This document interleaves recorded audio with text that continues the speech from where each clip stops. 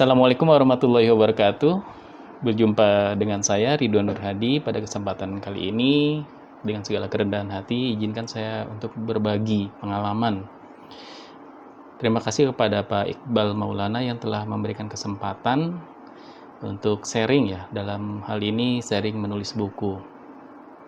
Pada masa pandemi, sebenarnya banyak waktu yang kita miliki di rumah ya, apalagi sebagai seorang guru. Walaupun tanda kutip tugas sebagai seorang guru itu tetap berjalan normal, mengajar, kemudian mengoreksi nilai anak, kemudian mengolah nilai dan lain sebagainya.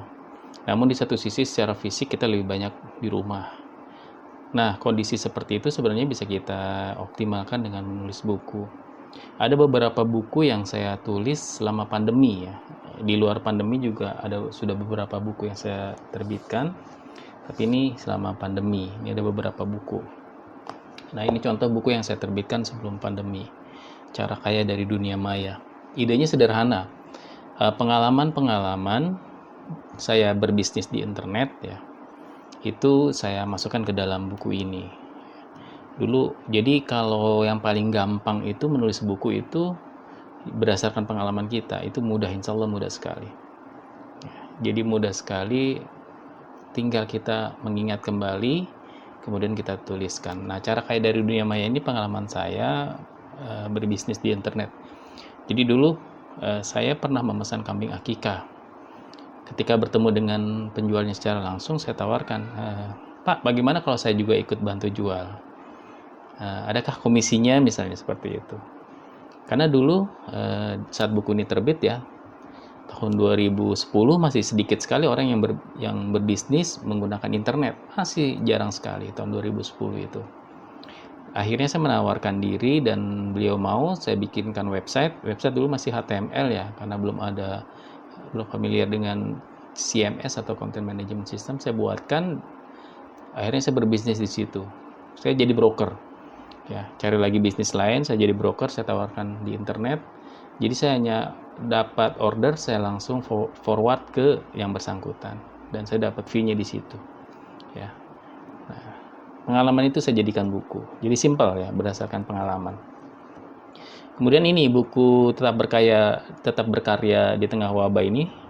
Jadi buku Tetaplah Berkarya di Tengah Wabah juga karena kemarin saat pandemi awal-awal itu kan kita banyak pelatihan ya, melalui Zoom dan lain sebagainya. Itu saya bukukan jadi satu buku ya.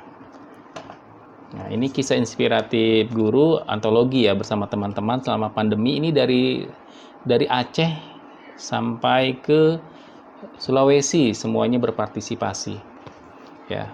Jadi pengalaman mereka mengajar selama pandemi. Kalau ini sama antologi juga, ini adalah mendesain pembelajaran. Jadi guru itu selama pembelajaran pandemi apa saja gitu ya. Sama. Jadi dua buku ini berdasarkan pengalaman pribadi para guru selama pandemi. Buku ini antologi, kalau buku yang tadi itu solo ya atau tunggal. Apa sih bedanya antologi? Kalau antologi bisa keroyokan, kita bikin keroyokan. Jadi misalnya target 100 halaman, ada 10 guru, masing-masing guru 10 halaman, selesai. Kalau buku solo tidak bisa seperti itu Bapak Ibu. Buku solo itu kita konsep sendiri ya 100 halaman. Karena ada beberapa penerbit yang minimum 100 halaman, tapi ada juga penerbit yang minimal 40 sampai 50 halaman itu sudah bisa terbit. Kalau kita ingin menerbitkan buku sendiri, mau tidak mau kita semuanya harus konsep dari awal sampai finishing. Kalau antologi, kita bisa join dengan teman-teman kita, ya kita bisa join dengan kurator, editor, dan lain sebagainya dalam satu grup antologi itu. Nah, ini juga yang diterbitkan kemarin bareng Pak Iqbal ya, 21 kisah penggugah jiwa. Ini alhamdulillah kemarin sudah terbit. Ya, dan alhamdulillah beberapa kali cetak kita penjualan.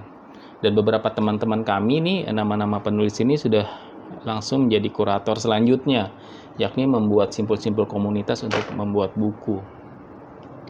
Nah, Bapak Ibu, lalu bagaimana sih cara menulis buku? Katanya menulis buku itu mudah. Bagi Bapak Ibu yang mau menulis buku, hal yang pertama yang harus dilakukan adalah banyak membaca. Ya. Itu penting sekali Bapak Ibu. Banyak membaca itu penting sekali. Kenapa? Apa yang mau kita tulis kalau kita tidak punya kosakata di dalam benak kita? Makanya yang paling penting adalah hal yang pertama banyak membaca. Kalau kita, contohlah kita ingin membuat sebuah cerpen, maka sebelum kita membuat cerpen, ya kita harus sering baca cerpen. Kalau kita ingin membuat buku tentang teori tertentu, ya kita baca sesuai itu. Ya, jadi kita baca sesuai dengan genre yang mau kita tulis. Dari situ akan banyak kosakata yang kita dapatkan. Ya Bapak Ibu ya. Jadi yang pertama adalah harus banyak membaca. Itu penting. Yang kedua adalah Bapak Ibu, kita komitmen menulis setiap hari. Komitmen menulis setiap hari. Jadi itu penting sekali Bapak Ibu. Kondisi sesibuk apapun ya, kalau saya punya blog dan Bapak Ibu kalau penulis kalau bisa punya blog. Kenapa? Catatan harian aja kita tulis di blog itu. Hari ini ada peristiwa apa, walaupun tidak semua cerita harus kita kisahkan ya, tapi sesuatu yang membawa inspirasi atau motivasi bagi para pembaca, itu bisa kita masukkan ke dalam blog. Blog saya itu ridwan.web.id. Bapak Ibu bisa lihat banyak tulisan saya di sana. Kita tulis di blog tiap hari dan itu harus dipaksakan. Sesibuk apapun, kita paksakan hari itu menulis. Kenapa Bapak Ibu?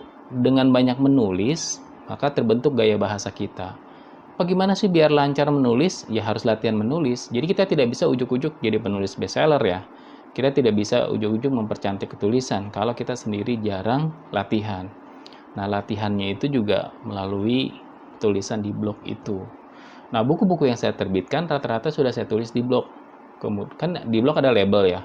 Misalnya tentang teknologi, tentang pengalaman pribadi, inspirasi dan lain sebagainya. Ketika mau menerbitkan buku, tidak menulis dari nol lagi, ya karena sudah ada kerangka-kerangkanya di situ. Ya, sudah ada draftnya. Ya, Bapak Ibu ya. Kemudian yang ketiga Bapak Ibu, jangan berfungsi sebagai writer and editor sekaligus. Jangan jadi penulis dan penyunting sekaligus. Tulis saja dulu, ya. 3 hari rutin menulis, baru setelah itu baca revisi, baca editing, baca revisi. Itu seperti itu Bapak Ibu. Kalau kita nulis kalimat pertama, kemudian diedit, kalimat kedua diedit, kita nggak akan selesai. Tulis saja. Setelah tulis, baru setelah itu kita edit. Apalagi Bapak Ibu, buku yang dicetuskan oleh Pak Iqbal Maulana itu adalah buku antologi tentang pengalaman saat pandemi. Itu lebih mudah Bapak Ibu pengalaman mengajar. Kita tinggal mereview saja ya. Mereview saja apa yang pernah kita alami, kemudian kita tuliskan. Nah, seperti itu Bapak Ibu ya. Kita sama-sama belajar ya. Saya juga sama-sama belajar. Tapi insya Allah kalau kita rutin menulis, kita akan terbiasa. Dan jangan pernah menunggu ide datang. Menulis, buka laptop, buka handphone, ketik. Ide tidak akan pernah datang kalau kita tidak paksakan menulis hari itu. Jadi jangan pernah menunggu ide datang. Tapi Pak, saya butuh ide. Seperti itu Bapak Ibu. Tulis saja. Dan kalau Bapak Ibu bingung mencari bahan, Bapak Ibu bisa mencari buku-buku antologi sejenis. Baca dulu, oh iya ternyata seperti ini, seperti ini, seperti ini. Ya. Itu saja Bapak Ibu, terima kasih sudah diperkenankan untuk berbagi. Nanti kita diskusi bersama, sama-sama belajar. Sharing and growing together. Assalamualaikum warahmatullahi wabarakatuh.